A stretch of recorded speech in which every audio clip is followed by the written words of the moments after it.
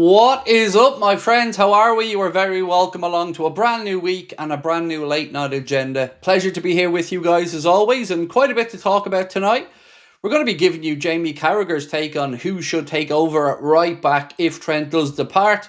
We're going to be speaking about a link to GUIRASSY of Borussia Dortmund and a couple of other interesting bits and pieces, including, of course, the title of tonight's stream, which is the Brendan Rodgers. Not the Brendan Rodgers. We don't want Brendan Rodgers, Craig. God, no, not Brendan Rodgers.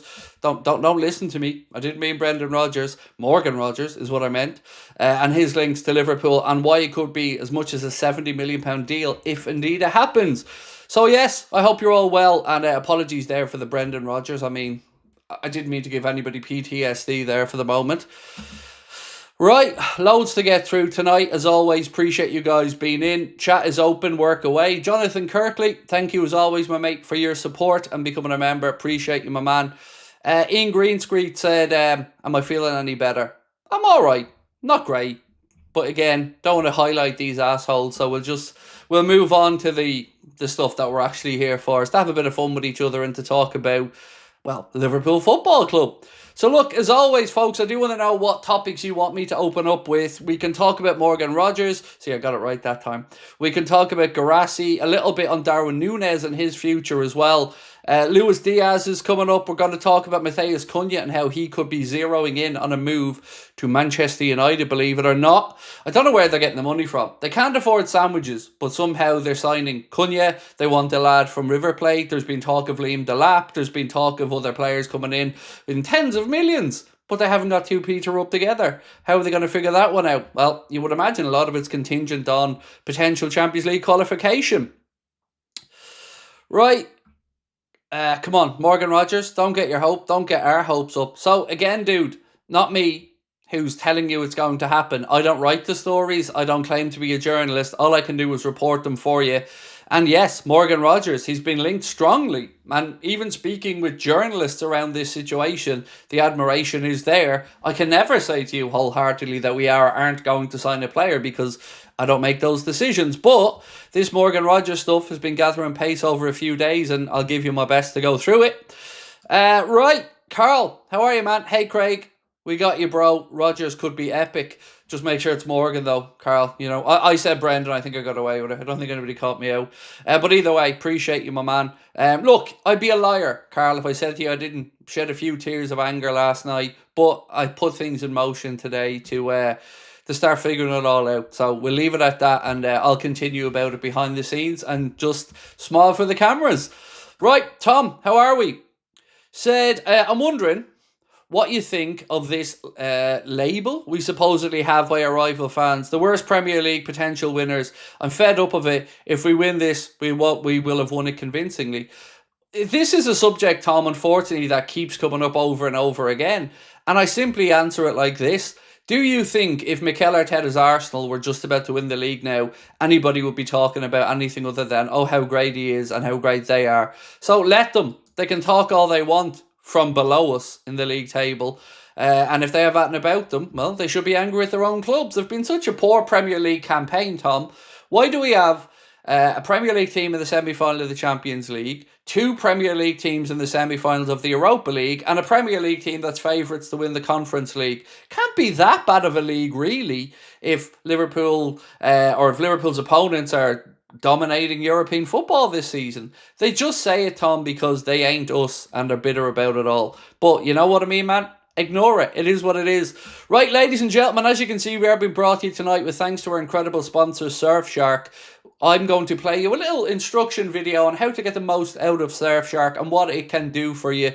I'll be back in 65 little seconds time. Until then, hope you find it an informative video. And I'm absolutely not trying to figure out here how I turn this on whatsoever, because the button's here and here we go. Didn't do it right there, did I? So again, we're not trying to figure this out together because I'm not an idiot. But let's just pretend that I didn't do that. And we'll go for the Surfshark ad read right now. This video is sponsored by Surfshark, the best VPN on the market. Surfshark is an app or browser extension that allows you to change your location to access websites in other countries and keep you safe from hackers. For example, we here in Ireland can access other countries' Netflix libraries, streaming services such as DAZN in Spain for those all-important Premier League games. Surfshark keeps you safe and private by protecting everything you do online. When your device connects to the internet, all that information is, in a way, blurred out. Surfshark is particularly useful for keeping you safe if you use public Wi-Fi, such as a college or a cafe. Surfshark allows you to use one subscription on unlimited devices, meaning that you can even share an account with friends and family. On top of this, Surfshark offers a 30-day money-back guarantee, so if you don't like it, you can even get your money back. Our sign-up offer gives you Surfshark VPN for just over €2 per month and up to 4 months free.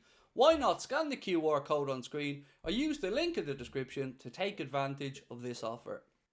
We are back, and as always, massive thank you to our sponsor Surfshark. Right, a couple of super chats to get through and then I'll get stuck into the news. Stevie boy, lovely to see you as always, my friend. I hope life's treating you well over in Australia. So Stevie boy said, can't go through another contract situation with Ibu, can't renew, sell him.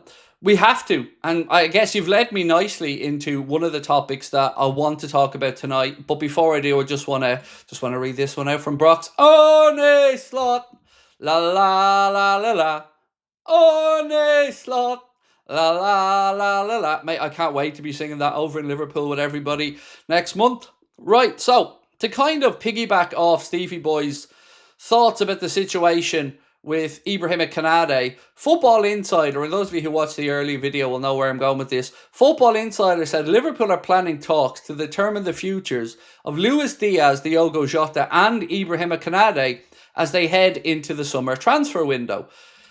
Look, nobody wants to sell Konate. I think I can speak for everybody when I say this is only down to his contract situation. Nobody wants him to go on. But as Stevie boy said, if Liverpool can find a resolution, the only logical option then is to sell, because you don't want to be losing them for free. You don't want to go through another season with the whole will he, won't he contract saga. So I hope Liverpool sort it out quickly, and I hope that we get it sorted so he stays. But if he doesn't, well then I guess we're going to have to look to sell.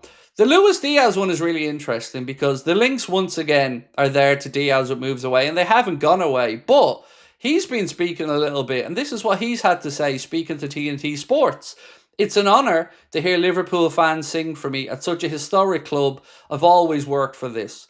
We'll keep pushing to make the fans proud and keep cheering for the team. Since I was a kid, I dreamed of winning titles with Liverpool, especially the Premier League, and we're close. I mean, that's lovely to hear from a player who has stepped up at the business end of the season and started doing really well. Again, I don't know why these links of moves away keep coming up, but they aren't going away anytime soon. And he could very well be a target of clubs in the Saudi Pro League and, of course, in other areas. So, yeah, Lucho's future is an interesting one, but the one on Konate is the one that has me concerned, Stevie boy, because, of course, we want him to stay. And again, you ask, how do the club let it get to this point? Brock said, how are you after yesterday's tough shift? Mate, I'm okay. Just about getting by. I had to put the last night's stream on private because, of course, I don't want my son reading some of the comments that were written about him. I mean, you had people on threatening to rape your child. I don't know what I'm supposed to do with that, you know? Those people who say to me, ignore it. Put yourself in my shoes. And wasn't once, twice. I can take any abuse that comes at me, no problem. You know, even the stuff about my parents, no problem. It's not great, but I can deal with it. But when you start bringing my child into it, well, that's what led me to the course of action I took earlier on today. So I'm okay, but I really, really can't stress enough how grateful I am for all the messages and all the support, because I know they don't represent their community. They don't even represent humanity, these people. Scum. Them and their bots. But look, we'll leave it at that if that's okay, my man. Andrew said, hope you're having a great Easter. Love from Belfast. It's been a good day, yeah. You know, got into Tesco, got the for sale Easter eggs, you know, the reduced rail. We love that. We love a bargain. So yeah, some extra chocolate. But all good, Andrew, and I hope you're having a good Easter Monday as well, my man. So right, what do we think on the situation with Canade. Do you think he's going to leave? Do you think he's going to stay? And do you know what else it got me thinking? How much would he be worth if we had to sell him with just the 1 year left to go in his contract?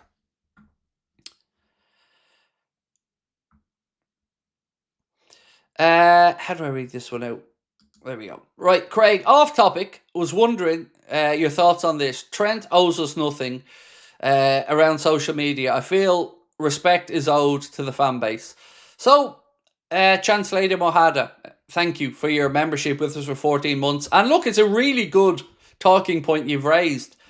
I've tried to be as fair as I can with the whole Trent situation and say that I don't think there's a one-size-fits-all answer for fans. It depends on how you feel about it. All I would ever say to fans is, please no vitriolic stuff towards Trent or anything like that, because that helps nobody. But if you're disappointed, express that disappointment. If you're okay with it, express that. What I don't like seeing is being told how to feel by other people. So, you've got former players or others telling everybody how they should feel. This is a unique situation, and I think each person deals with it in their own way. I just want a resolution to it. That's the answer for me. I just want to know one way or the other what his future is going to be. And on that, actually, Virgil has been speaking about this, and it looks as if we're to take Virgil at face value, which I am, even the players don't know. So this is what Virgil had to say about Trent, Whatever may happen in the future for him, that's something he has to resolve for himself and his family. But he's a Liverpool player at this point, and he's an important player for our team. He's been important throughout the whole season. Since I've joined the club, he's been fantastic. A fantastic player. There's a lot of good things that will always be remembered for if he decides to leave. And here's the key line. But listen, at this point, we don't know as a group what's going to happen. So Virgil seems to think that the players don't know what Trent's going to do. So, look, I just want to know. After that, I think everything becomes a bit clearer about our feelings and stuff like that. What I would say was that yesterday can be interpreted a whole host of different ways after he scored. The relief, maybe after hearing his name booed. The relief at helping Liverpool towards a league title. The relief at being back from injury. Or a weird combination of celebrating and departing in a few weeks' time. I don't know what to read into it. But again, I'm still seeing a lot of talk that he's heading off, and I'm not seeing much to say he's staying. So it's going to be a weird situation. Everybody's having their say in it, and I just think the fairest way to be with it is everyone's entitled to their opinion. And I don't think I should sit here and tell you or anybody else how to feel.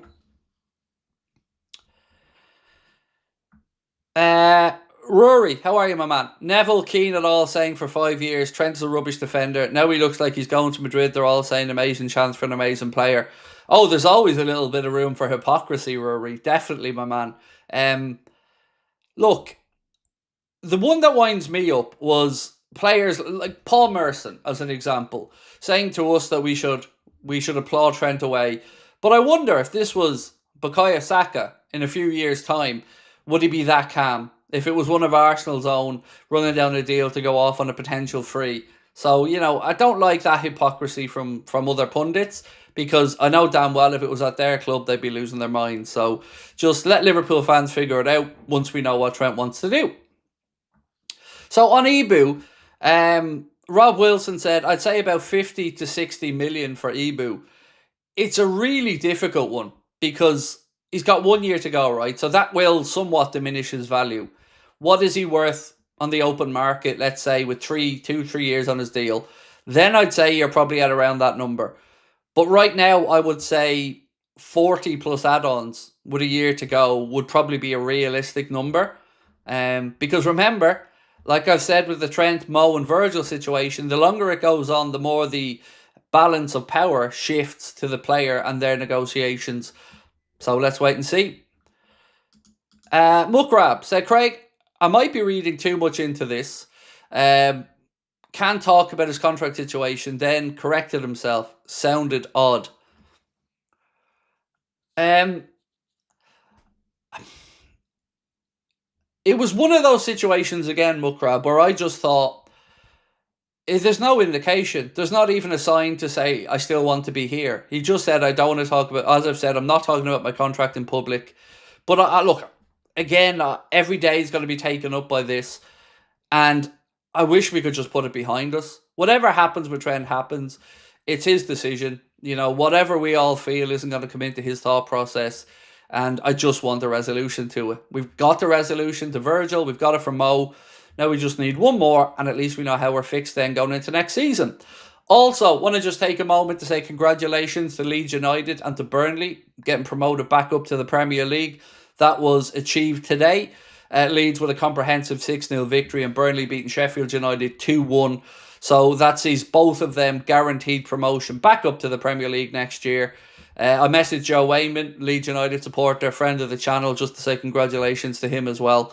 And it'll be interesting to see maybe a different type of Burnley coming back up. Because, when we think of Burnley, we all think of Burnley with the long balls and physicality. But, different manager, different style of football with Scott Parker. And fair play to them for the run they've been on.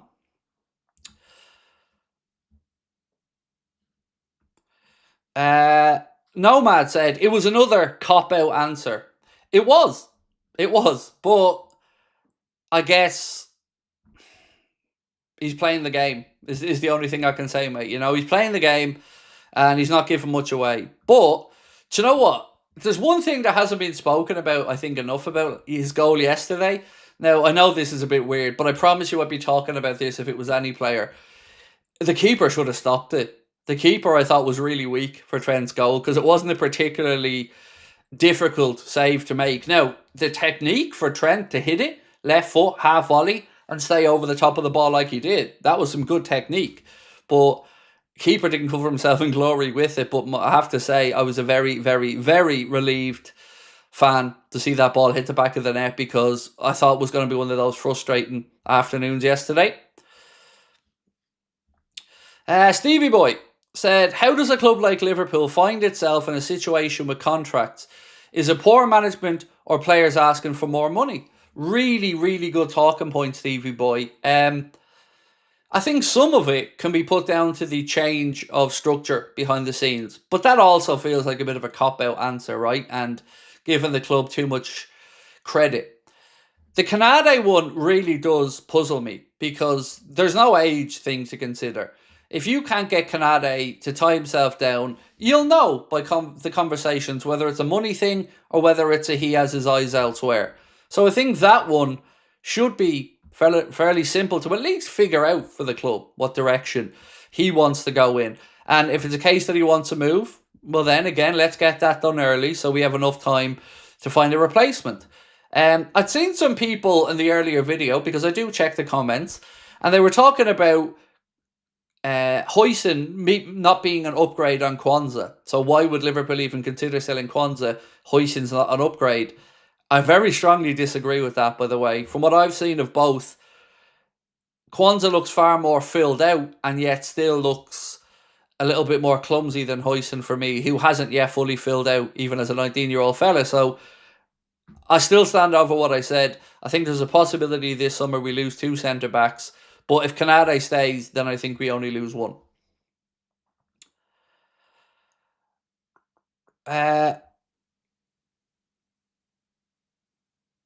I see that a lot, Craig. People are like, that's an amazing goal. And I'm looking at the flat-footed frozen keeper just watches it. Yeah, it squirms in under his body. Look, I'm delighted he scored it. Of course I am. I'm a Liverpool fan. But definitely felt like keeper could have done a bit better. On this one, actually, I keep having to raise this point because I think some people aren't aware of it. But Caught Offside put out a report that said Liverpool have identified Nigerian right-back Ola Aina as a potential replacement for Trent Alexander-Arnold. However, they will have to compete with Chelsea, Newcastle and Spurs for his signature. I can only reiterate this again. Nottingham Forest have an option there of extending Aina's contract by another year, which I fully expect them to exercise. Why wouldn't they? I mean, at the very least, they'd get a transfer fee if they did want to move him on. And it is their option, not the players. So I don't see him being available this summer on a free. And for that reason, I don't see Liverpool being really interested, because we're going to have to bring in somebody who we feel has a long-term future at the club, even if it's to challenge and compete with Bradley. So for that reason, I've never really seen the Aina stuff as one that is realistic. And I think a lot of people are forgetting about that 1 year option. Canada, Hoyson, Kwanzaa in that order, said Gumi. Craig, who would you like to come up with Leeds and Burnley? Good question, Ian. Do you know what? Probably Coventry, because I know a fair few Irish fans, and I know one of our friends, Ella, has started to go over to a lot of Coventry games as well. So probably Coventry, because, when I was growing up, Coventry were a team that were regularly up there in the top division. But honestly, I don't have any bad will towards any of the promotion chasing teams. I just think that would be fun, and it would be an interesting story with Lampard having gone there as well and doing as well as he has done with them. Hand it over, Manchester, said David White. I've seen the clip of the travelling cop singing that at the King Power. It is great knowing that we're just there. And by the way, the Reds are going to be meeting up together to watch the Arsenal Crystal Palace game. Paul Joyce of the Times reporting that one earlier on. I'm sure you've probably seen it. Much like when the Reds got together when Chelsea and Manchester City were playing. Although I don't think this time we're going to see the result that wins us the league. But it's good to know that the lads want to be together whenever it happens. Selfishly, I want it to happen on Sunday at Anfield, but we are going to be doing a watch-along of the Arsenal Palace game on Wednesday. I'm not going to live stream tomorrow night. I'm going to take a little break there and let you guys enjoy the Manchester City Villa game, which is a really interesting one in the race for the Champions League spots. By the way, I know it's not an FPL week the way I've done this. I've done it a bit backwards. But I recorded the Premier League predictions video, and it's going to be coming out at 7 or 8 a.m. in the morning because I wanted to make sure I covered the Tuesday, Wednesday games as well as the weekend games. So that video is going to be out tomorrow really early, maybe a handy one for you to watch on your commute to work or something like that. Let me know your thoughts on the score predictions that I put in. Scotty said I would like Middlesbrough. Yeah, good football club. Really good footballing man as their coach as well there, and of course Ben Doak was on loan. Good club, Middlesbrough. They've had some mad players throughout the years. Think back to the likes of Jorginho and that. Ian Greenstreet said I watched Coventry when I was a lad against Spurs back in 1970 with my late granddad. Yeah, they're a very historic club. There's Ella. How are you, my friend? We were just mentioning, Ella, about Coventry maybe coming up. And how great it would be. And I was talking about some Irish people that head over quite a bit, and your good self being one of them. So, yeah. By the way, Ella, congratulations. While we're talking to you and about football, what a comeback against Shamrock Rovers earlier on. I was watching the highlights of it. 2-0 down, and Bowes turned it around from the 70th minute to win 3-2. I'd say you enjoyed that one. Palace will be focusing on the FA Cup semi-final. I would imagine, Rory, look, I don't expect anything other than a comprehensive Arsenal win on Wednesday. But, if it did happen and we weren't live for it, I'd feel horrible about it. So we want to make sure that we are. We can keep one eye on the game and, have the usual conversation that we do. But, yeah, I couldn't. I wouldn't forgive myself, mate, if I wasn't live just in case. Juninho, what a baller. Ella said, I'm going to Coventry versus Borough, winner takes all. Ooh, nice. Interesting game. What was the proposal accepted yesterday? I'm a bit confused, Muckrab, on this one. So you're going to have to give me a bit more insight into what we were talking about because I don't know what one that is. Let's speak about Dean Huijsen for a moment. So a piece here coming out of Spain, which is what made me sit up and take notice of this one, said Real Madrid are set to be rejected by Bournemouth defender Dean Huijsen as he wants to stay in the Premier League. Now look, we know Chelsea are going to be there. I think Arsenal are making a move from as well. But I think we're the best fit and I think we could give them the best pathway through, and I very much hope that Liverpool do make a strong play. There's lots of talk. I think Romano and others saying he's going to take the next month or so to think things over, but it does look as if he wants to stay in the Premier League, which is good for the league and of course a good statement that a young up-and-coming player like that wants to stay in the league. Oh, the wedding proposal. Oh, is that what you meant from yesterday, Muckrab? Sorry, bro. I don't actually know what the answer was. You know, I just seen the message that asked me to do the proposal, and of course, always happy to have a bit of fun and help somebody out. But I actually don't know if it was a yay or a nay in the end. TOTT2KZ1, how are you, my friend? And I can't wait to catch up with you next month in Liverpool at the show. All aboard, HMS Pista League with Captain Craig in slot. Hope you're going to bring the Prem trophy to the wedding, mate. Want the Prem title as #1 best man. I'm anxiously waiting for that to be dispatched as well. It's in production at the minute, the Premier League trophy, and I am buzzing to finally get it.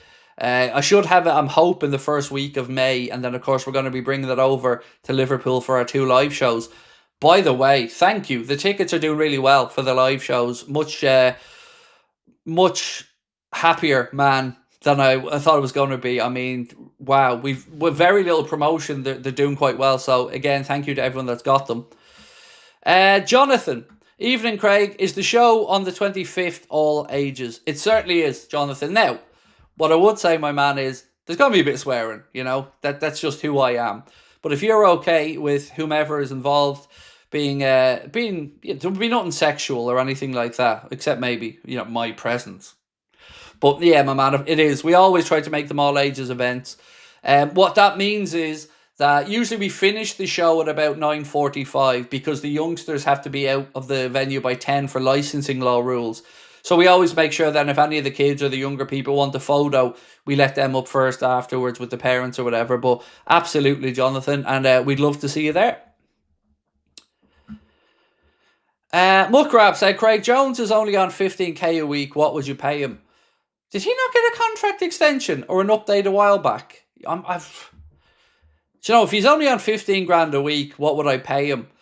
I think I'd be putting him up to the 70-80 bracket, to be honest. I don't think he's a 100k player, but I do think he's progressed enough under Arna that you could be looking at this 60, 70, 80 grand a week bracket, something like that.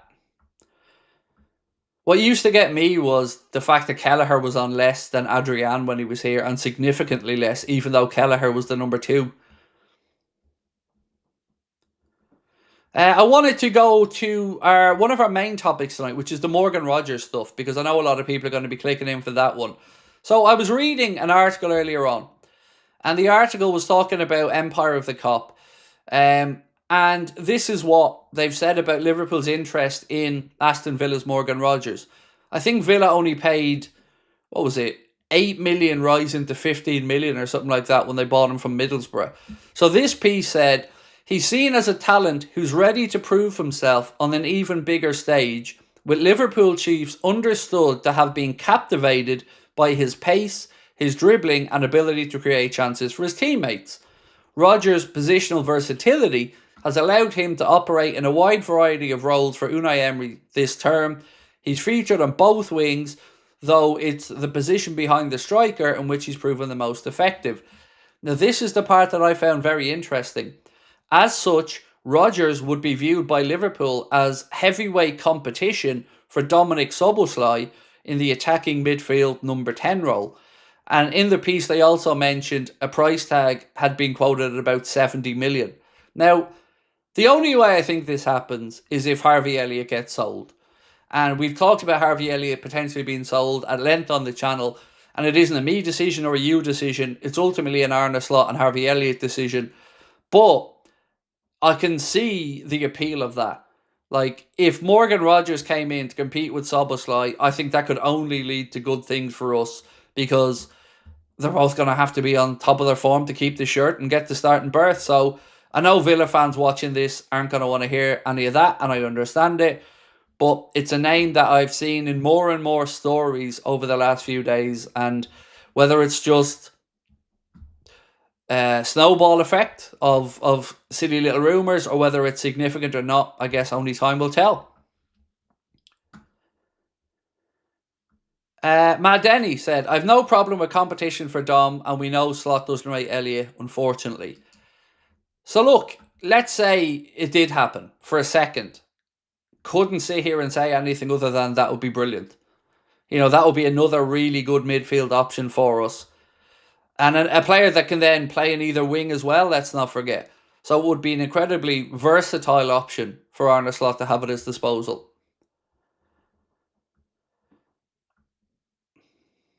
Mark, excuse me, Dave. We're not putting the stream on members only. So yeah, we're leaving it as it is. Any of the comments, and look, I'll be honest with you. I have a special system now that I can't see any of these comments, so I don't know what's coming in tonight or not. The system that I have here allows me to look at specific comments, and that's what I was saying earlier on, and that we've been working away on this. And of course, I don't want anybody being subjected to some of those comments or what's come in, but let the mods ban them. I can't see them, so they're pissing into the wind. But I don't want to reward their behaviour by making it unable for other people to come into the community and contribute and chat with each other. So yeah, whatever they're writing, I can't see it. So if you guys, moderator wise, are okay to just time it out, ban them all, I can't see what they're writing. So if it's aimed at me, whoopsies, can't see it. I have a special system that we got built, and we spent a lot of money getting built, for just occasions like this, where I can bring up comments from a very specific subset of people, and I can block out chat from others. So all these little scumbags, they're writing into they're just writing stuff into the air because I can't see it. So whatever. But again, like I keep saying to them, they ain't as clever as they think, and I've got somebody working away on it at the minute. I did say yesterday I had a friend who works in cybersecurity. I've only asked this person for help twice in my life, this being the second time, and let's just say it's a hand. We're working away to figure out who it is, because they always leave trails and crumbs, and we've already narrowed it down, and we've a fair idea roughly where it's coming from. So yeah, watch this space.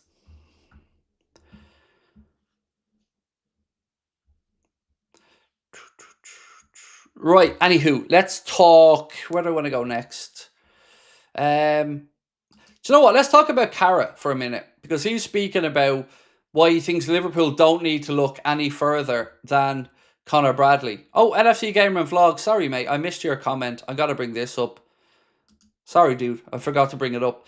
Evening, Craig. Just like you, I'd like Coventry to win the playoffs. They've not been in the Premier League since their relegation back in 2001. I'd love them to be in. When I was growing up, Coventry were in the top division all the time I was growing up. And always, I won't say I had a soft spot for them, but I always thought they were a good club. So, yeah, I wouldn't mind seeing them back up at all. David Massett said, Happy Easter, Craig, and the Anfield Agenda family. Thank you, David. Happy Easter to you and your family as well. So, right, let's get back on to Carrot for a moment. Jamie Carragher said that he thinks Liverpool don't need to look any further than Connor Bradley as a replacement for Trent if Trent decides to leave. He said Trent was out for quite a while at different times with injuries, and Connor Bradley came in and did really well. He's had a few injury problems himself this season, and Trent has been the same. Excuse me, I'm hiccuping here. They've sort of alternated, really. But I think from what we've seen the last 18 months, I think the lad deserves to be given his next season, and it's up to him to grab the opportunity.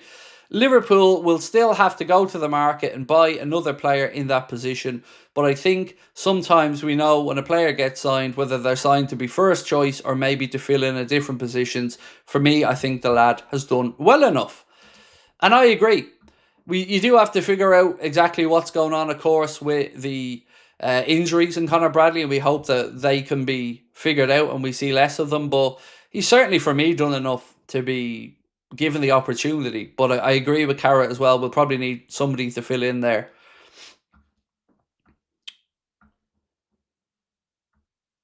Heavy Metal D, let me check up, mate, on your super chat. One sec. Yep, there it is. I missed it, mate. Sorry. Again, I'm dealing with a different back-end system at the minute, which, again, shows me specific comments, and I'm still getting used to it, so apologies, mate. If I do miss out on anyone's, let me know. You said, who do you think will make the top 5 this year? Well, Forest, I don't know what the current score is, but they were 2-0 up as I was going live. So they're looking like they're pushing themselves back up. I'm going to say Liverpool, Arsenal, Forest, City.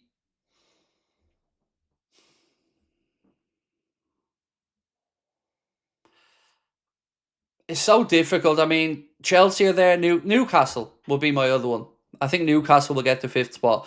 Oh, well, they might even finish higher than that. So I think Liverpool, Newcastle, Arsenal, not in this order, obviously. Liverpool, Newcastle, Arsenal, Man City, and Forest. So I think Chelsea and Villa miss out. But it's going to be interesting. And there's some big games in head-to-heads that are going to decide these places as well. So, yeah, it's going to change week by week, I think. You know, Forest had a little wobble. And tonight, at least, as I said before I went live, they'd taken a 2-goal lead against Spurs. Newcastle want to get back to winning ways. Obviously, they were comprehensively beaten by Villa, which catapulted Villa right back into the conversation. But I'm just glad we're safely tucked away and only looking downwards. Eddie said, I hope we're not going to lose you. Unsure, Eddie. I don't want to dwell and get into it, but I don't know, mate. You know, the last day or two has really, really, really, really impacted the family. So I don't know, my man. I don't know. But I'm here tonight, and I wanted to make a point of coming back on tonight, you know, because it's important to get straight back on the horse, as they say. Still 2-0. Thank you. People are just giving me updates on the chat. Right, let's talk about GUIRASSY for a second, because the Borussia Dortmund player he's in demand according to reports in Germany. GUIRASSY has a release clause that clubs like Real Madrid, Barcelona, Manchester City, Manchester United, Liverpool and Chelsea could trigger. He would consider leaving if Dortmund miss out on European football and a top club makes a serious offer. So what do we think? GUIRASSY, where do you think he ends up? And what level is he? Because I don't watch all that much of Dortmund. I watched them in the Champions League this season when they were in it, but not going to sit here and say that I've been watching Bundesliga games. I've watched a few minutes of their Classicas, but not too much after that. For me, I still think Hugo Ekitike is the most likely for us, but let's wait and see. Where's United's money coming from? Honestly, Tanya, no idea. Like, just looking at the calibre of player today alone that United have been linked with. So they've got the lad from River Plate who has a 30-something million release clause that they're saying they're willing to activate. Liam Delap is the top target. They're closing in on Matthias Cunha, according to one report. Now GUIRASSY's name is in the mix. I haven't got a clue where they're getting the money from. You know, I know if they get Champions League football, that will help. But yeah, I thought for a club that is already in a financial mess, I have no idea how they're getting this dough together. Maybe they think they're going to be able to move on the likes of Højlund and others for a significant fee, but yeah, I don't know.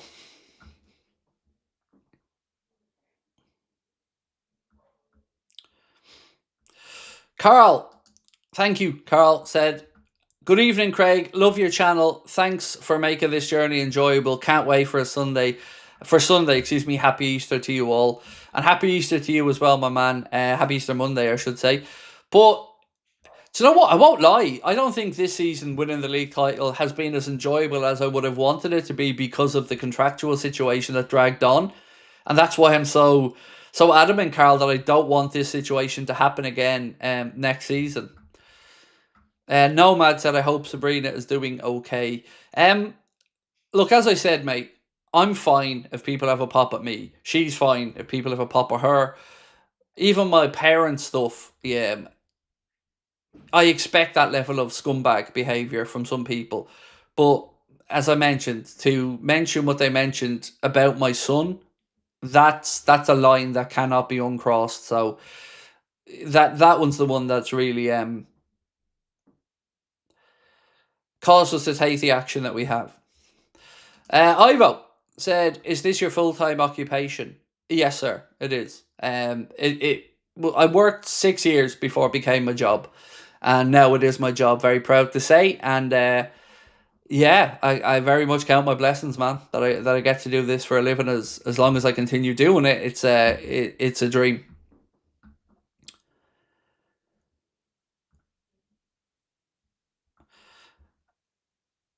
Haven't seen a photo of a bacon buddy for £6.50 today. They must be making a fortune. £6.50 for a bacon buddy. My God, the world's gone mad, Dave. Zoom said, "Hey Craig, is the show on May 28th all ages? Much love, mate. Hope you and your family are okay." It certainly is, bro. It certainly is. All the shows, unless advertised otherwise, I think people can always assume they're all ages. Now, the one that we did in Dublin and Belfast previously, they were over 18s. But the shows that we have booked in for Liverpool, May 25th, May 28th, both all ages events, both priced at £20 as well per ticket.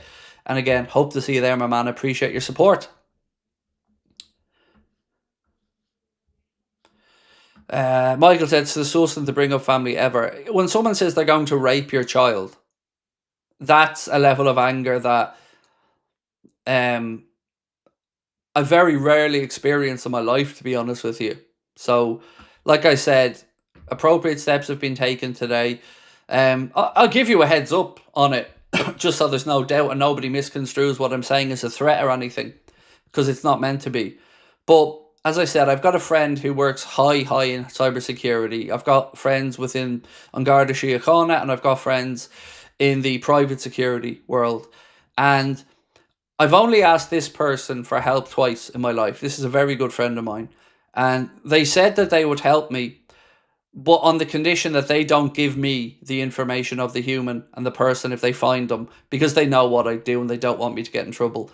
So they said that they would do the background work for me on the proviso that if they find the answer, it goes to the correct authorities and not to me, because they don't want me getting in trouble, which is, again, why they're my friend.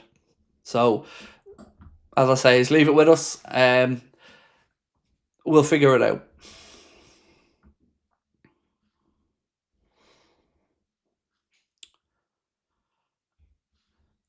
What else do I want to go through? Let's talk Darwin for a minute. So, Fabrizio Romano, in his daily update of the exact same shite that he bangs on about over and over again, said there are also European clubs prepared to explore the conditions of a deal for Darwin Núñez in the summer, now aware of his almost guaranteed exit and keen on discussing with Núñez's camp in the upcoming weeks. It's really interesting to see where he ends up, in all honesty, because I don't know if he wants to go to Saudi. I've got no idea. I don't know, other than Atleti, maybe, of clubs in Europe who would have had much of an interest, let alone at the level that I'm sure Liverpool will probably want financially. It's a very interesting one, this, for me, and I wonder where he will end up. I think, once again, yesterday gave us a very clear indication of where he is and the manager's thinking, because even when we needed something yesterday, we'd seen the changes the manager made, brought on Trent, brought on Elliott, but not bringing on Darwin off the bench again. And of course, not even putting Federico Chiesa in the matchday squad. I think we're getting a very clear picture of where the future of some of these lads lie. Watsonnator, you're a star, mate. Appreciate you. Much love. Nothing to say other than you'll never walk alone in a big heart. Thank you, my man. Much love. Elliot as well. Appreciate you. Elliot Conway. So here's another reason that I don't want Xavi Simons at Liverpool. I seem to be adding a new reason to my list here every day. So firstly, there's the price tag, which is rumoured to be about €75 million. I think he's way overpriced. But secondly, the report that suggests his dream move is to Barca, although he doesn't think he's getting Barca this summer, that triggers another warning bell in my mind, because I don't want another player who's coming in and then we're going to have to be bombarded with story after story after story about this lad wanting a move to Barca or Barca wanting this guy. So that's reason number 2 for me that I don't want Xavi Simons. And reason number 3 is I'm still not convinced by the player. So for me, I would much rather we took that money and spent it on a Morgan Rogers. Or if you want to roll a dice, a Ray and Cherky. But if you want somebody for the big bucks, I would say Morgan Rogers, Fermin Lopez, players like that would make more sense.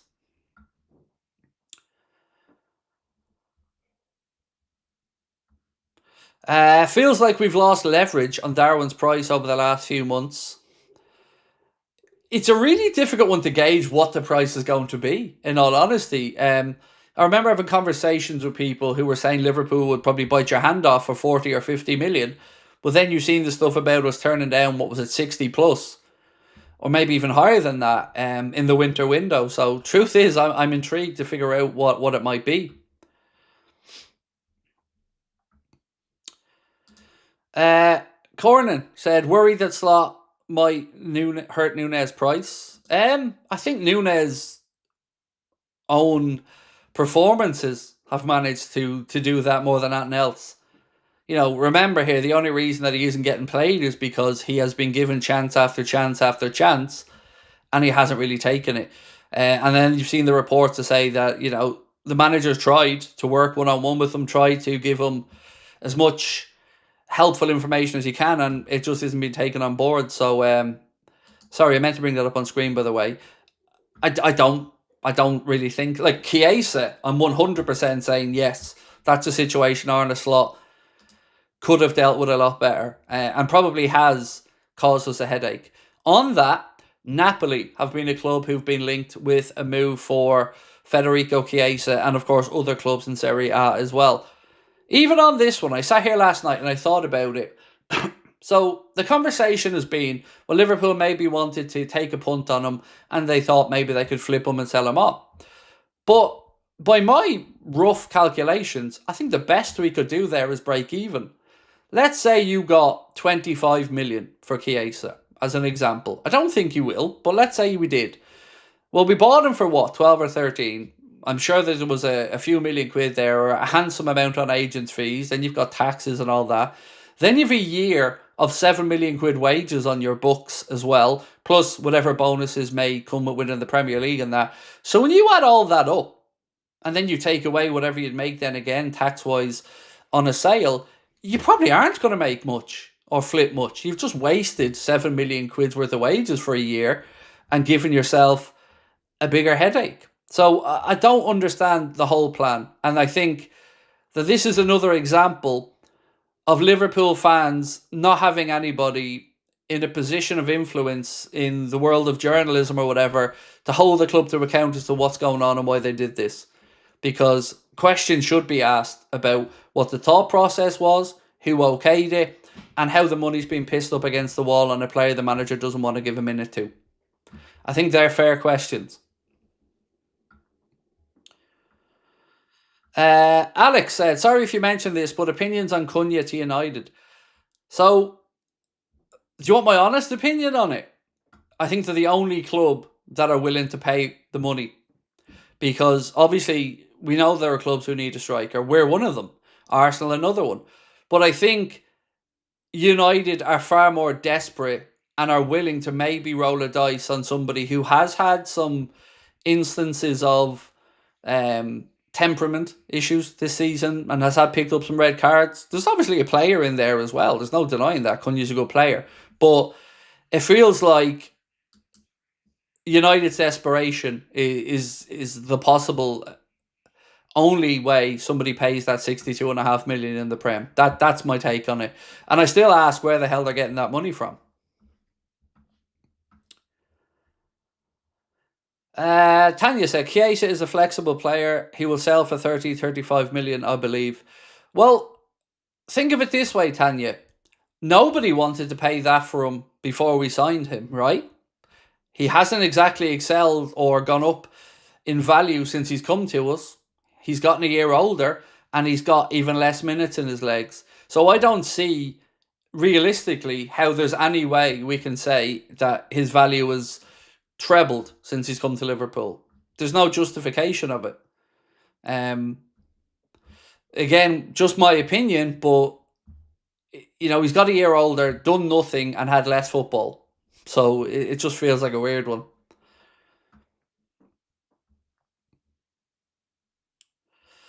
Rory said, I'm sure I read Cunha wants United. I think his attitude is questionable.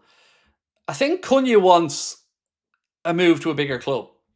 You know, I'm not saying any club will do, but if United don't get European football, it'll be very interesting to see if they're still interested. And certainly, I don't know if he'd want to go there. But also on Liam Delap, it looks like as much as he's their number one target, he has no interest in going to United, at least from what I'm reading anyway. Elliot Conway. Do you know what, mate? it always feels and sounds so special when somebody says first ever super chat. Thank you for that alone, mate. But then you got on to say, fair play, Craig. Love the passion on the channel. Xavi Simons is a foreign Harvey. Makes no sense. Thank you for the first part. Thank you for the second part. And on the third part, I agree. I agree. It would be like we'd be spending more money to get a similar type of player and one that isn't homegrown either. So, yeah, I agree with you, Elliot, and I think it's a good shout. Again, I hope I brought that up on screen. If I didn't, I'll leave it up there now for a minute. So, yeah, for me, agree. I don't know enough about Turkey to say to you honestly if he's good enough or not. But, you know, Morgan Rogers, as potentially far-fetched as it sounds, would be incredible. Another one. This one here says, Manchester United are considering triggering Franco Mastantuono's £38 million release clause, according to Martin Lipton. Where are they getting the money? Like, they can't afford sandwiches or staff. And we're talking about triggering a £62.5 million clause for Cunha, triggering a £38 million clause for this kid from River Plate. Then they're talking about bringing in Liam Delap as the number one target. I mean, does nobody ask where the money's coming from?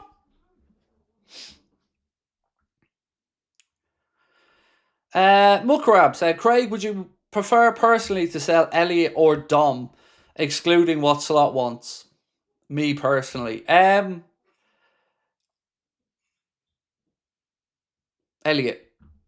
I think Dom has a higher ceiling, and I think if you can get Dom to click, there's an 80 to £100 million player there. And I know at least where his best position is. So I wouldn't move on either if it was a Craig choice. But your question, I'd move on Elliot over Dominic Szoboszlai, but with a heavy heart.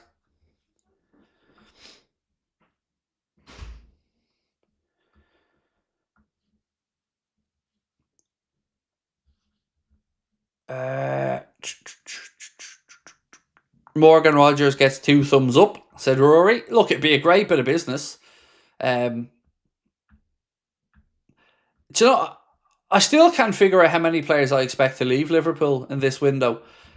I'm very much just looking forward to the window opening and us getting to see what's actually happening. David, I believe I missed your membership chat, my friend. Let me scroll back to find it for you. Where's it gone? Well, Mark read it out to me anyway, but let me just see if I can't find it.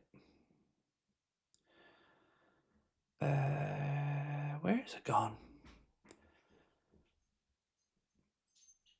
Yeah, can't get it through. But David Massett said, frustrating not seeing Chiesa getting more game time. And thank you for David for that one. It's really frustrating. Because, again, as a fan, it winds me up hearing about the wage bill being high and how every penny has to count. And then there you go, bang, we've wasted a load of dough. So we do also have the officials now confirmed for the Spurs game. The referee is going to be Tom Bramall. The assistant referees are going to be Simon Bennett and Dan Robathane. Fourth official, Chris Kavanagh. VAR, Craig Pawson. And assistant VAR, Darren Cann. So they are the officials for the Reds. Hopefully, Premier League title crowning game against Spurs. So referee Tom Bramall, assistant Simon Bennett and Dan Robathane, fourth official Chris Kavanagh, VAR Craig Pawson, and assistant VAR Darren Cann. Stevie Boy said, can anybody make any sense of the Chiesa transfer? Who approved this and why buy a player, not use him, pay wages? Very confusing. It is. It's really confusing. And I think we can only assume it was Edwards or Hughes. Because obviously John W. Henry ain't sitting there monitoring and tracking, or Tom Werner, Fede Chiesa. So it definitely bangs of Hughes or Edwards. But what I also wonder, Stevie Boy, when we talk about this situation is, let's say, for instance, it was a Hughes or Edwards signing and some Darna didn't want. Is that going to cause some early friction between the manager and the recruitment team, because to be fair to Arna, he's always been very complimentary of particularly Richard Hughes and the work that they've done together. So there's a load of those questions, mate, that are confusing for me. But the best answer I can come up with is it has to have been a decision that was not made by Arna, because if it was made by Arna, it makes it even more confusing as to why he's not getting a look in.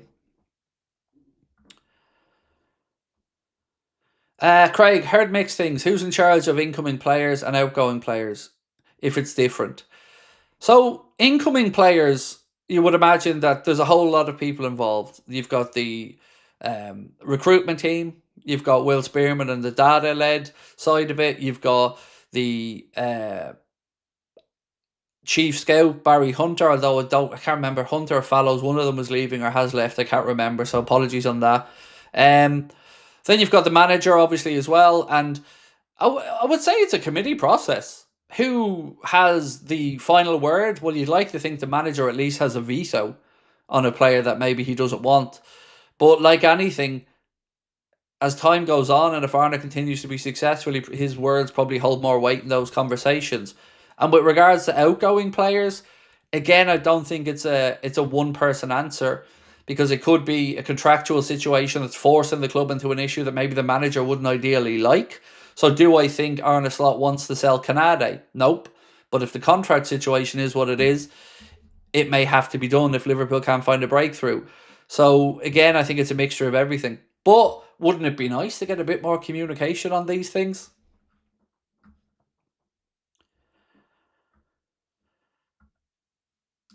Craig, I think it was a no-loss signing. They can make the £12 million back, so it was a win-win. I've already explained why that makes no sense.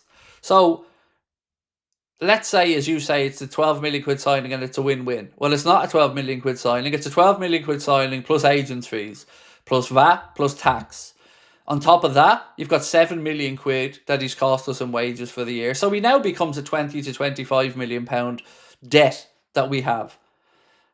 Or at least he's cost Liverpool that much. So now you've got to get that back for him.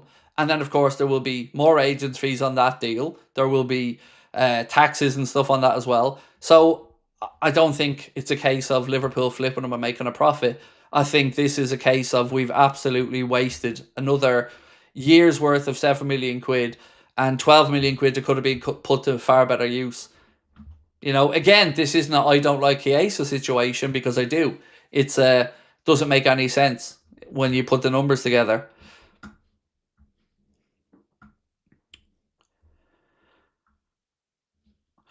Craig, will the match be shown before you're live on May 25th? So, at the venue, yes. So, if everybody has 2 minutes, I can run you through each day. So, May 25th, the last day of the season. Hot Water Comedy Club, Blackstock Market, open up the venue at 11 a.m. And the first 500 people get a free pint of Madry. So that's one way to get you there early anyway. Then there's going to be some fun build-up throughout the day. There's going to be some special promotions and a few other interesting bits and pieces. Then, of course, the game is going to be shown on the big screens all around the venue. I think there's 20 plus screens, and then there's a huge pull-down screen, and then there's the roof bar and lots of other places. While that's being shown, I'll be doing my watch-along in a different part of the venue, so everybody will be still able to do the watch-along with us as normal. And then after that, I'll do my match reaction stuff, and then my show starts live at the venue at 7:30. So it'll be a whole long day from 11 a.m. all the way right through till 10 or 11 p.m. at night, with lots of stuff going on. On the Wednesday show, the 28th, it's just going to be the Anfield Agenda show. It'll be a longer Anfield Agenda show, but it will be just us. It'll be myself, Connor, Chris, Steve and Jack. And for both nights, we're working on trying to get a musical act as well. We're just looking to get that confirmed. So, yes, it will be shown in the venue. I think they said they had like 1,500 people there for the League Cup final against Newcastle. So I'd say the place is going to be rammed. And it's such a great place to watch sport or just to congregate and have a few drinks. Like, I love the venue. My daughter's going over to Liverpool for her 21st next month. And I already said to her, look, even if you don't want to go for a show or and get down to Blackstock Market, because it's an awesome place with great deals on cocktails. There's a whiskey bar there. It's just a really good spot. Spurs have pulled one back. There you go. So it's now 2-1. Craig, I remember a couple of months ago, might be recorded, and if so, will it be uploaded? Probably not.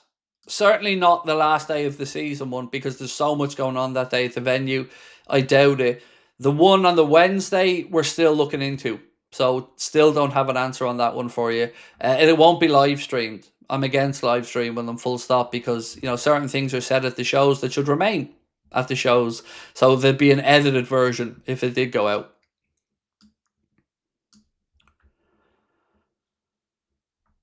Oh, Richarlison scored. Forgot he was even a player still.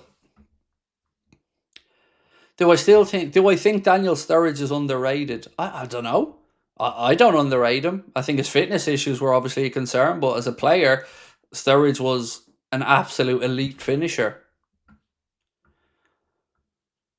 Corbin said, do a trade, Dom for Rogers, or is that controversial? Well, I would say it's controversial. Keep both. It's been a weird situation with the whole Dominic Szoboszlai Liverpool position this year, because he's a player the fans have definitely gone back and forth on, or aren't fully convinced on. I'm not one of those people. I really do think Dominic Szoboszlai is a cracking player, but I can understand people wanting a few more bits of end product from him.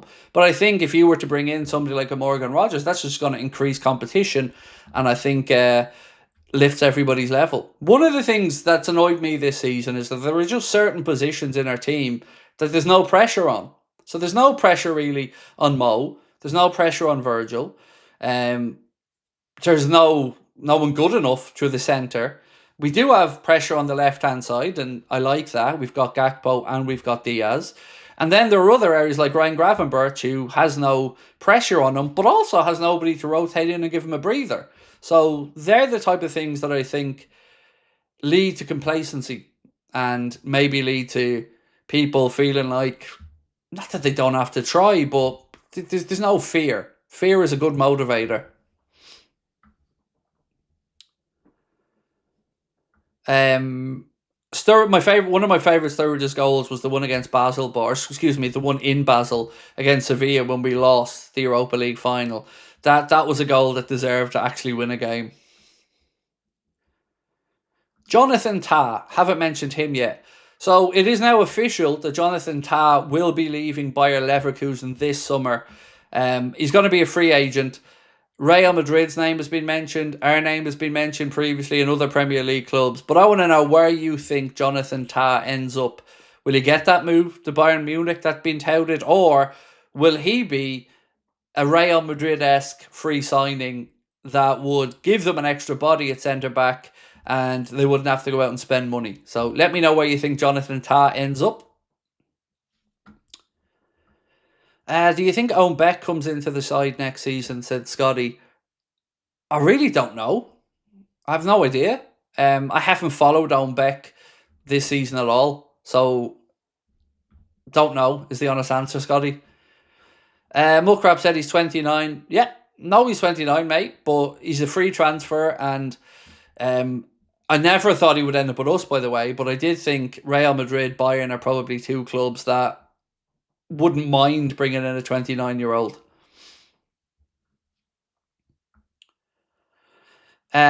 Joshua said he's going to go to Juve. They love getting players for free. So does Real Madrid, though, Joshua, as we're finding out only too well, unfortunately. And they do need a centre-back, so I'm wondering, is he going to be a cheap, affordable one for them? Nomad said, if I'm Bayern, I'm selling Kim Min-jae and bringing in Ta. Well, I did see stories saying that he is available this summer to move on. I don't know where he ends up. I don't know who signs him. I don't know how much for. But again, hasn't really been a deal there that worked since his move from, I think, Napoli, if my memory's right. What was the GUIRASSY news? Asked Ash. No problem, Ash. 1 second, mate. So the story was that he has a release clause. I'm just trying to get to it here now, mate. 1 second. Yeah, there it is. So this piece here from Patrick Berger said, GUIRASSY has a release clause that clubs like Real Madrid, Barcelona, City, United, Liverpool, Chelsea and Arsenal could trigger. He would only consider leaving if they miss European football and a top club makes a serious offer. Now, Dortmund certainly don't look like they're getting anywhere near Champions League positions this year. I think the last time I checked, were they 7th? Something like that in the Bundesliga. And again, I've not seen Liverpool realistically linked with a move for him, nor do I know if he's good enough or not. But when our name gets mentioned with a player, I feel like we have to bring it up and have a conversation about it. Football and Cartoon Fanatic said he's off to Barca, nearly completed. So, do we mean Jonathan Tah or Kim Min-jae? Sorry, mate, I'm not sure which one you meant there. I think the owner's initial plan was to play Moneyball with Chiesa, said Joshua. Well, it's failed miserably if that's the case because, Arna hasn't given them the game time to add any value. If anything, we've probably made it more difficult for him because then he'd have to work his way back to match fitness all over again. He's another year older. This whole situation is one that I just can't figure out. I can't figure out what on earth has happened.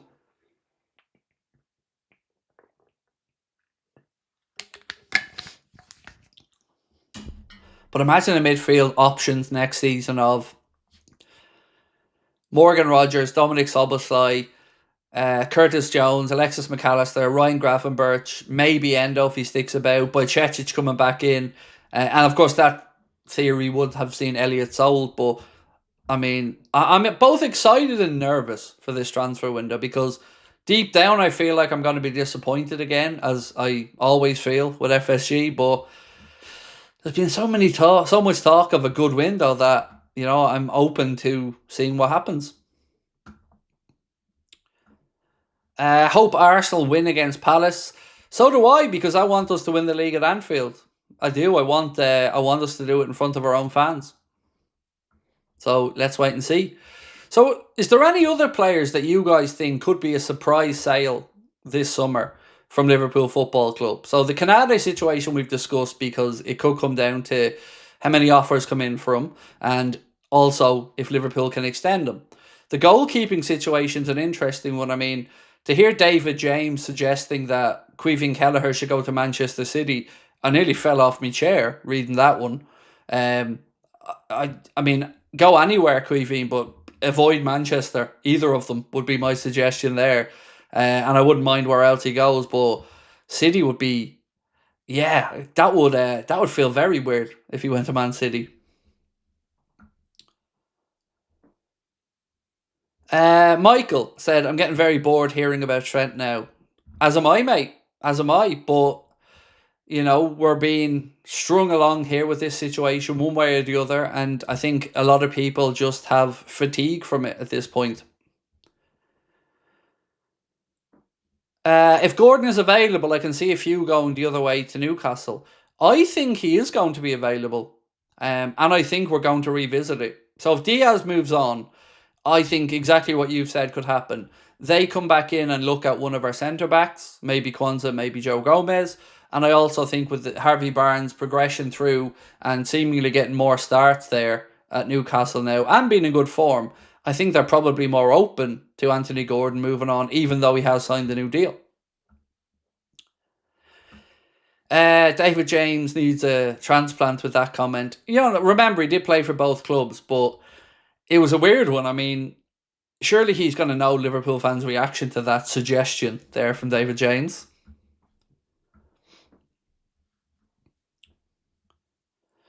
Joshua said, Craig, unrelated question, but who would you say is the most underrated centre forward that you've seen in the Premier League? You're going for Les Ferdinand.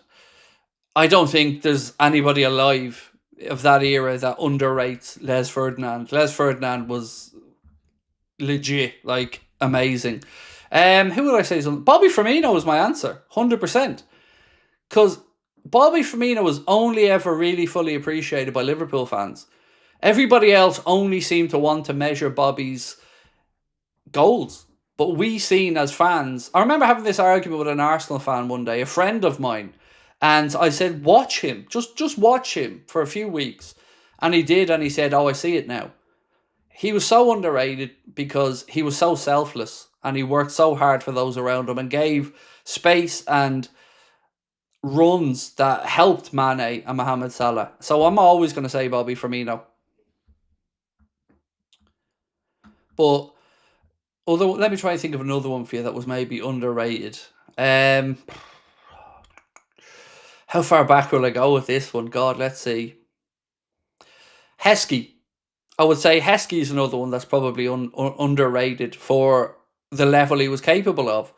So I think Emile Heskey would be one. Who else? I mean, you guys feel free to throw in some suggestions as well into the chat. Joshua said, I'm really looking forward to Mamardashvili coming in. He is a giant in goal. Yeah, it's going to be interesting to see who starts next season. You would imagine it has to be Alisson, but it'll be interesting.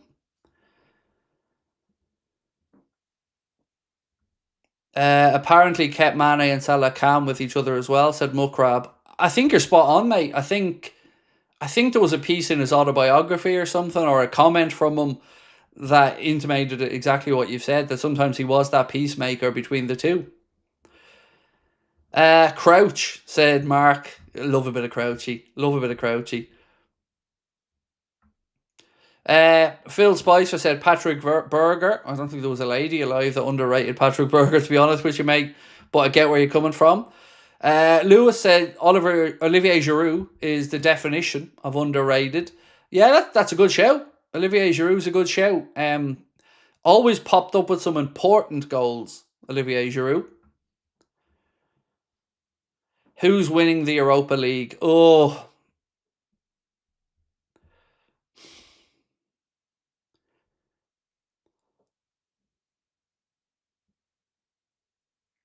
Spurs. Spurs is my guess. I think the Athletic Club Bilbao Manchester United game is a coin toss. I think Spurs. I don't know. I just have a feeling. Maybe it's just that I want Spurs to do it over United, but I think Spurs. I'm going to guess Spurs. My Costa Rican bias, but Paolo one chop. Nothing wrong with having a bit of bias, mate, for your country or your countrymen. No problem with that. I certainly remember Paolo one chop's name. Yeah, brings back memories, that one.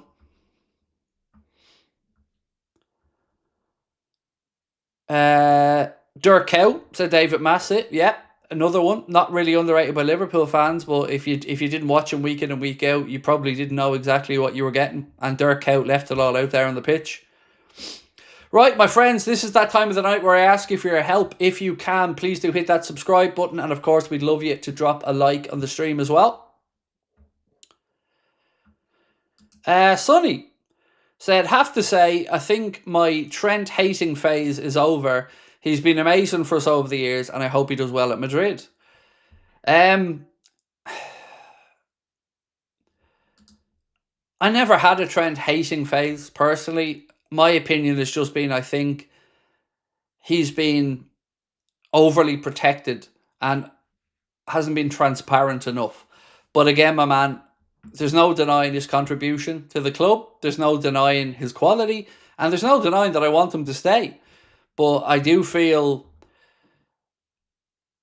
disappointed with how it's all being handled. And that's the fairest I can be about it. But I can understand where you're coming from as well.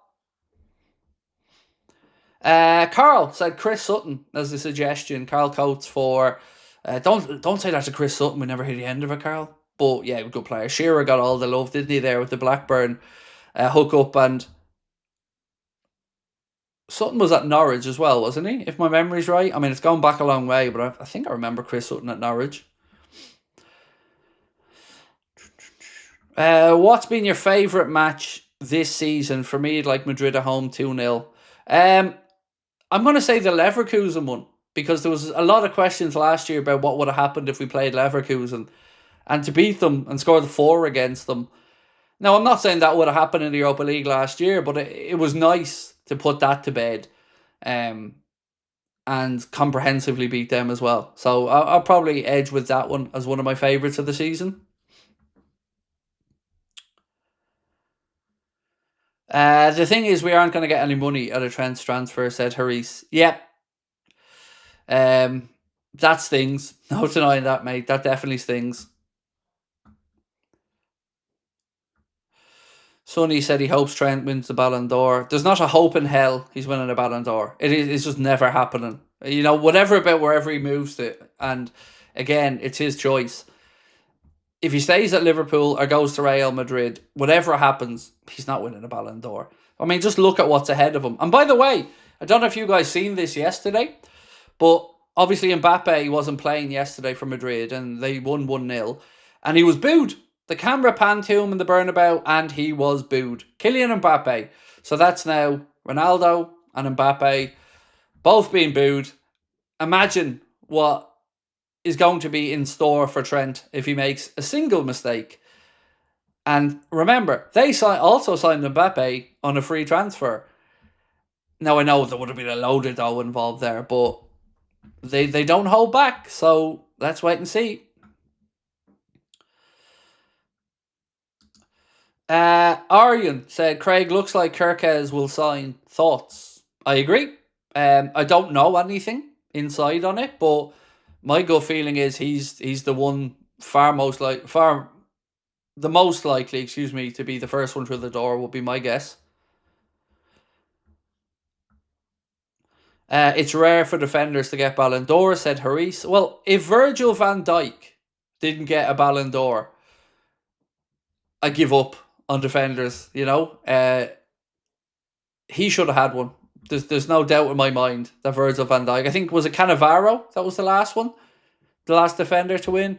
Virgil should have won it, and Trent won't be winning it. And whether he's at Liverpool or Real Madrid, he won't be winning a Ballon d'Or.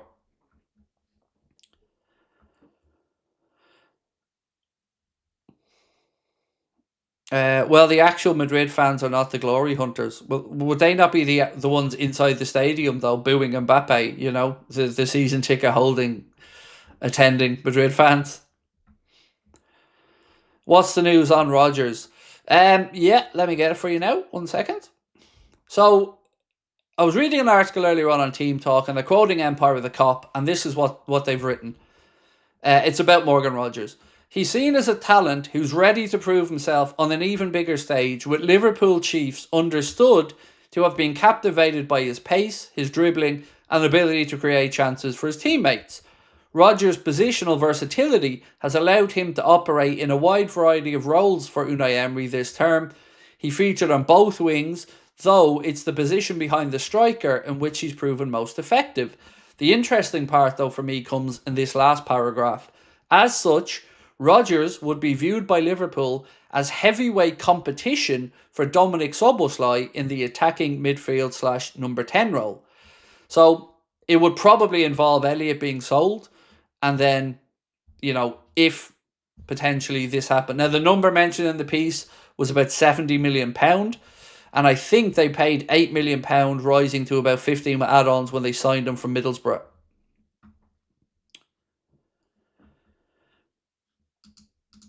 Phil, how are you, Phil? Said Sutton played centre-back at Norwich, then moved forward, was briefly record transfer for a Premier League player for £5 million, then Liverpool signed Collymore for £8 million the next summer. But Phil, Liverpool don't spend big money on players or break transfer records, remember? You know, that's not the Liverpool way, according to, you know, the modern media and what we get told, which doesn't get reflected in history, of course, Phil, because what you said is right. Although we did, thankfully, let Kepa take that record of most expensive keeper off Alisson, and of course Sir Harold of Manchester, the world's most expensive defender, outdoing Virgil van Dijk as well. Do you remember any shithouse strikers that you love to watch, Craig? Suarez could be the first one that comes to mind, but Duncan Ferguson was a bad boy, but he was brilliant. Costa from Chelsea. I remember thinking, God, if he was in a Liverpool shirt, we'd love him. Diego Costa. That's definitely one that stands out. Yeah,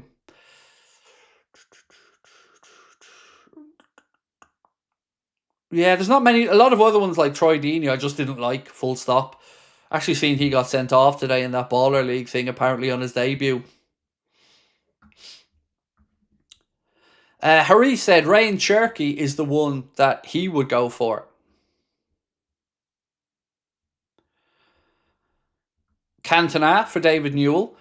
Yeah, I loved his arrogance. I did. I loved his arrogance. I love anybody who has arrogance that's earned the arrogance, if you get me.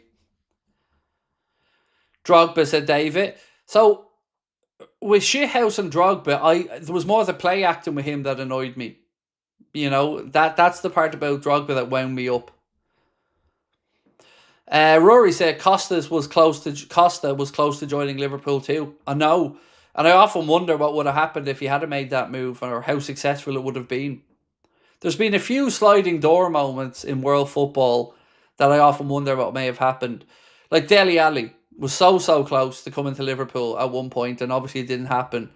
And then you go down through the years and you talk about the players some managers have passed over on and stuff. And I mean, it makes for fascinating reading when you see these stories. Joseph said, good player, Drogba, though. Oh, no doubt. No doubt. Didier Drogba was quality, mate. I think, if my memory's right, did they sign him from Marseille, Chelsea, when they brought him in? But under Mourinho, you know, those two were just a combination for trophies. Drogba and Mourinho. What happened to Douglas Luiz? Weren't we linked with him? I don't know. Is he still over in Juventus? I haven't really followed Douglas Luiz's career since he's left Villa, other than when he went to Juventus, I mean. Samao Sabrosa was another one close to coming. I think he was even on the tarmac in Benfica to head out. You know, I think he was on a plane, ready to go. And that was stopped. And then he scored against us, and I think knocked us out. And I remember I brought my wife to a game, and we lost 1-0. And I think Samao Sabrosa scored that goal, if my memory's right. Or maybe we lost 2-0, but we lost to Benfica anyway that night. And yeah, she hasn't been let back over to Anfield since for a game. He was one that was linked over and over and over to Liverpool, and one I really, really, really, really wanted as well. A lot of people I see thanking the mods for the great work, and again, I want to reiterate that. So I haven't seen any of these comments tonight from the lowlifes, the bots and the scumbags. I haven't seen any of them because I have a system in place that means I can filter it out now. So I didn't see anything other than the comments I needed and wanted to see tonight. But to the moderators who, as always, help us out 100%, we owe you a debt of gratitude sincerely, and thank you for all that you do and trying to keep our community as safe and as fun a place for everybody to come and share their love of the club and, of course, love of football. Shane said, can't stand him for obvious reasons, but Tevez was a class player and shithouse. Definitely was, mate. Understand why you've got no time for him as well with that whole welcome to Manchester stuff. But yeah, when you think both him and Mascherano were brought into West Ham, and then I think that were they the catalyst for the Premier League then removing the rules about third-party ownership and stuff of players, if I'm not, maybe I am mistaken on that, but I remember that whole time being a problem. I think Liverpool, when we bought Mascherano, had to buy out the part of Mascherano's contract that was owned elsewhere. Muckrab said, always wonder what these trolls be like in real life. Pussies, losers, cowards, everything you would expect them to be, mate. Which is why none of them have the balls to show themselves as who they are. You know? Like, let's think about this logically for 1 second.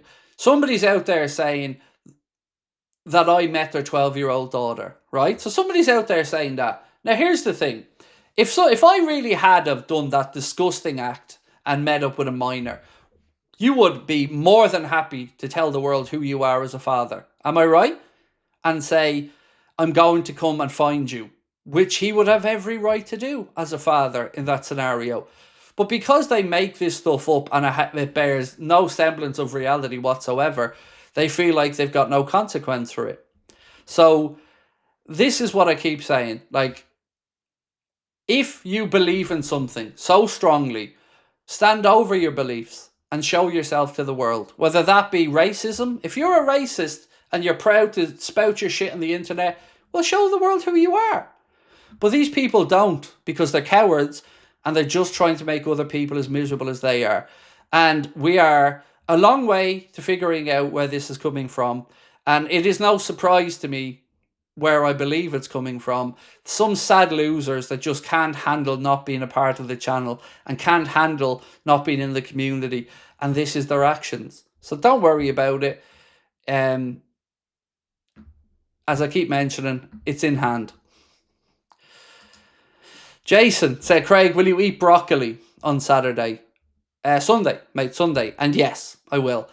I've already said to Sabrina, make sure there's broccoli there for Sunday. And that is a sentence that I can safely say I have never said before, and I will most likely never say again. But yes, definitely.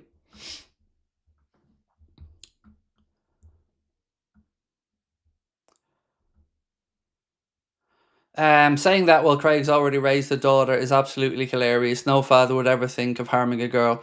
Right, remember what I said before. My mother was raped by somebody when she was a teenager. So do you honestly think that that isn't something that is close to my heart and would drive me to feel tremendous anger towards somebody if it ever happened to one of my children? So of course, these things are clear bullshit. And the most funny thing about it all is I don't leave the fucking house.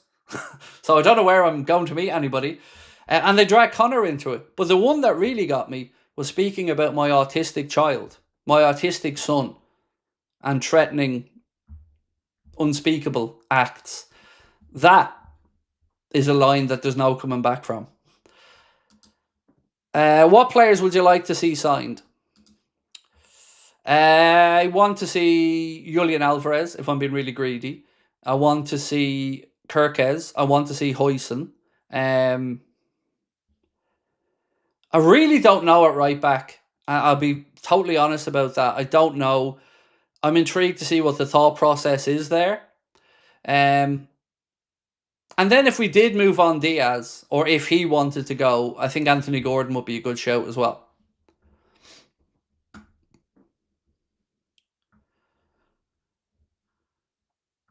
VI Jokers said, love your channel, Craig. We're going to win the league. Sorry I'm late tonight. All good.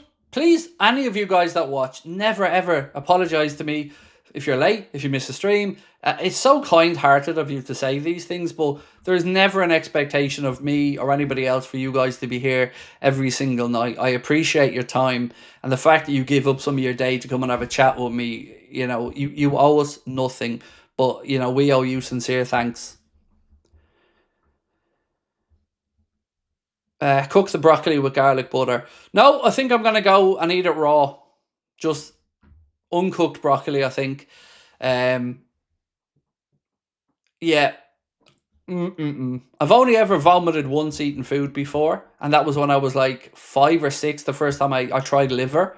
I vomited on the plate. I don't know how I'm going to feel about this one. I know it's, by the way, to regular human beings, I understand how ridiculous this sounds. But with me,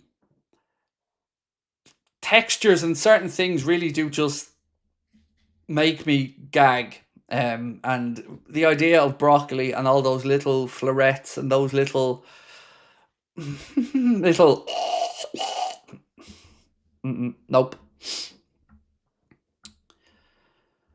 Liverpool Prophet, lovely to see you as well, my friend. I thank you for your email earlier on, bro. Appreciate your understanding, and I won't let you down. I'm not somebody who's going to brush you off. I owe you, and we'll make something special happen. We'll make a video happen together at one point, my friend. And look, shout out to our friend Liverpool Prophet there as well. Go and check their account out. A new person to the content world.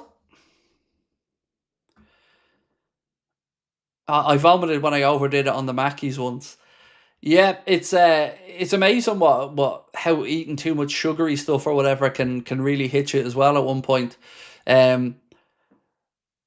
My daughter used to vomit too much if she laughed too much as a child. So if my daughter got into a fit of laughter as a child, she'd vomit.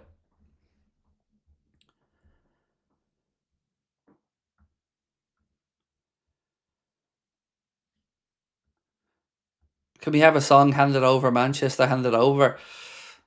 Will cooked broccoli will be much easier to chew and get down quickly. Oh, do you know what? I don't even want to think about it. Honestly, let's just win the league and then we'll talk about the broccoli. Mm. Yeah. What I do with broccoli is mash it up with cauliflower and gravy. Oh God, none of that sounds appealing to me. I'm not a huge gravy fan. I hate cauliflower. Like, I don't eat vegetables. Look, that's not a surprise, by the way, is it? Let's be honest, but I don't. Baked beans are the closest thing to a vegetable I eat.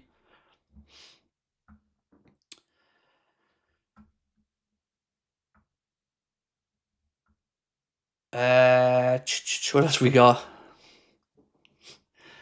I was vomiting every day till I altered my medication, said Dave. Did Lucas watch WrestleMania? No, I don't think, at least I don't think he did. You know, do you know what? He may have, but I don't think he did. Yeah, I don't want to give out spoilers around, but I'd seen somebody say Cena became a 17-time champion or something like that. But yeah, look, I've grown out of wrestling over the years, and I would like to say it's not an age thing really. It's more a time thing for me with wrestling. I watched it religiously till I was probably mid-20s, and now I just don't have the time to keep up.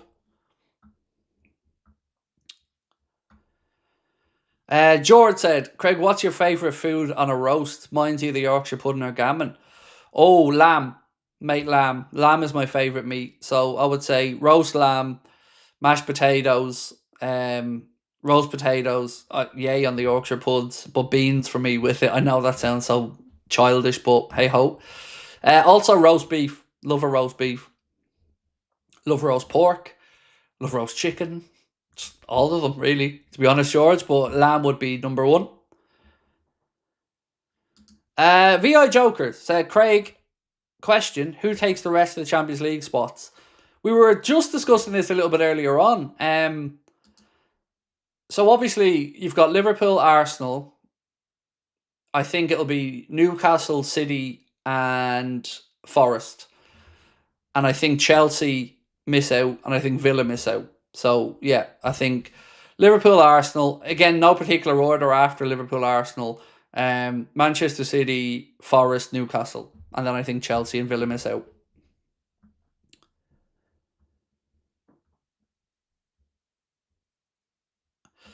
John basically broke Ric Flair's record, which will basically be unbreakable now. God, I don't like anyone taking any records off Ric Flair, to be honest with you. Whoo! What a man. What a man. Probably, it's definitely my top three wrestling superstars ever. Ric Flair would be up there, 100%. Stone Cold up there, right up there as well. But yeah, I don't like anyone taking a record from Ric Flair.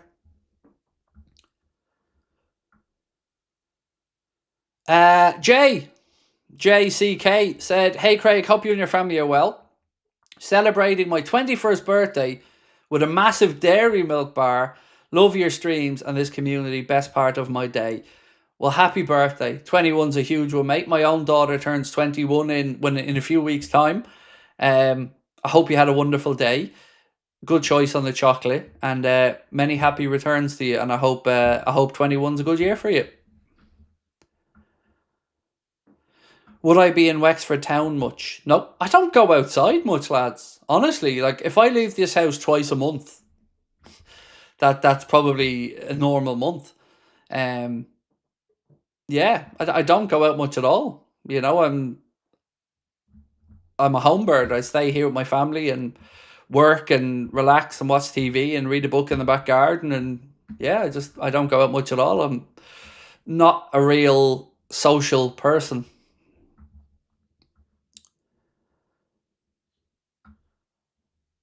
Shawn Michaels is my all-time favourite, said Nomad. Yeah, well, look, the Hairspray Kid is obviously an icon, and I'm just singing he's just a sexy boy, sexy boy. That song gets stuck in your head as well. Some of my favourites have been tag teams, though. Like, going back to my favourite wrestling days, when I think back, a lot of my favourite things were tag teams. Going all the way back to like Legion of Doom back in those days, and the Bushwhackers, Luke and Butch, the Hardy Boys. I just think, Edge and Christian, there's just been so many epic tag team matches.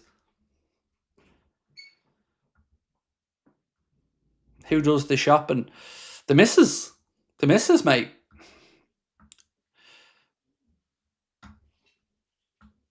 Sinister said, I'm an introvert too.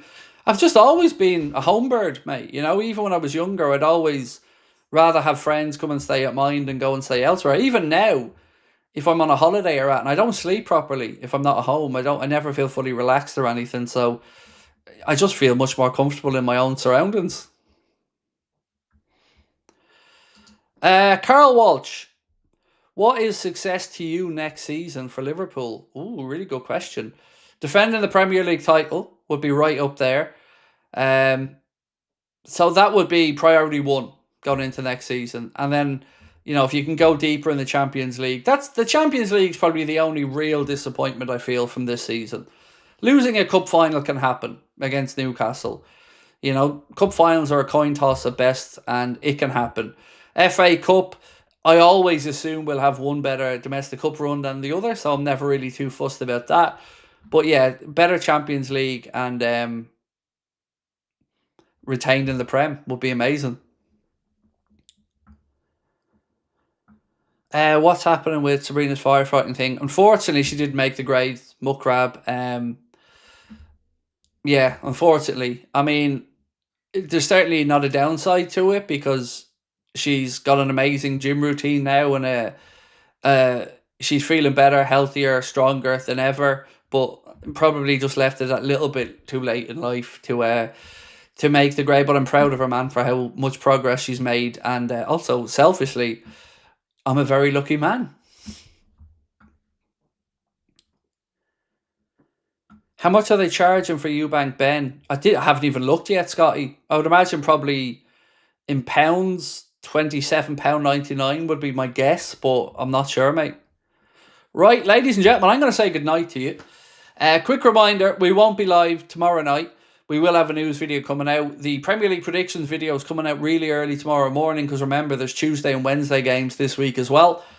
A news video coming out in the next few minutes as well, so keep an eye out for that one dropping. We'll recap some of the stuff we covered tonight if you come in late, and there'll be some fresh bits and pieces in there as well. To our moderators, as always, thank you. Nathan Walker said, Craig, my local team, Merthyr Town, got promoted. Congratulations to Merthyr, Nathan, and thank you, my friend, for your super chat. Right, do hit that subscribe button if you haven't done so. Drop a like on the stream for us as well before you head off. And again, thank you to our moderators for all of their help tonight. We'll talk to you soon.